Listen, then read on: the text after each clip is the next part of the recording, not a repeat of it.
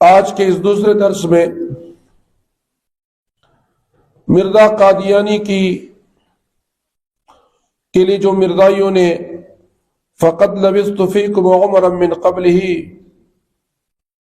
اس سے دلیل لایا تھا، تو ہم نے تقریباً 5 جوابات کیے تھے۔ آج اس دلیل سے ہم جواب نمبر 6 کرتے ہیں۔ جواب نمبر 6، ماں کی نافرمانی۔ قادیانیوں کا کتاب ہے سیرت المہدی، حصہ اول، صفحہ نمبر 225 اور 226، روایت 245، طبع جدید۔ اس میں اس نے لکھا ہے کہ بیان کیا مجھے سے والدہ صاحبہ نے کہ بعض بوڑھی عورتوں نے مجھ سے بیان کیا کہ ایک دفعہ بچپن میں حضرت نے اپنی والدہ سے روٹی کے ساتھ کچھ کھانے کو مانگا۔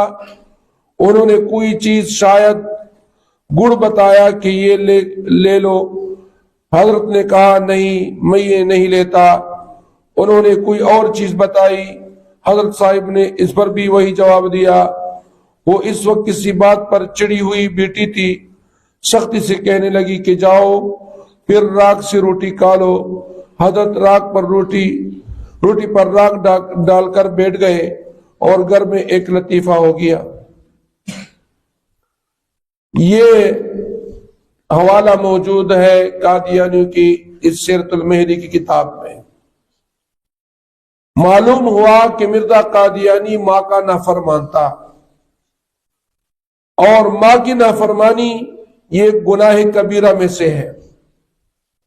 لہذا معلوم ہوا کہ مرزا قادیانی یہ بچپن ہی سے اپنی ماں کا نافرمان تھا، اور جو ماں کا نافرمان ہو وہ نبی نہیں ہو سکتا۔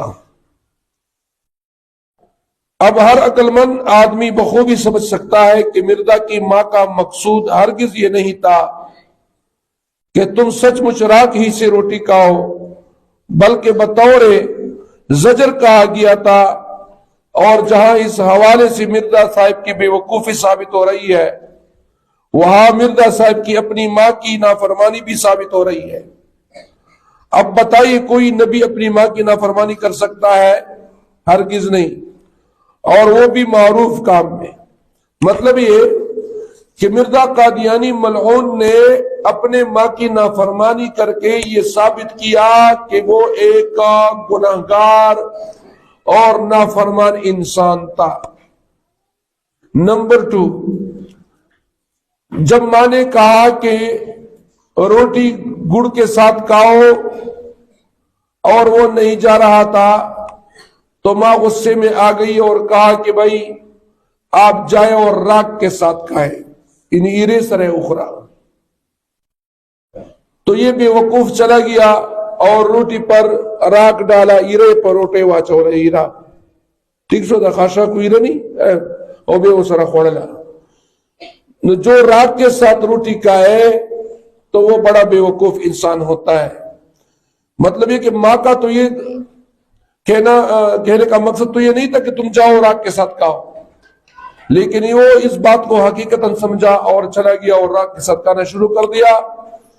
تو معلوم ہوا کہ مرزا قادیانی بے وقوف بھی تھا، اور بے وقوف انسان کبھی نبی نہیں ہو سکتا۔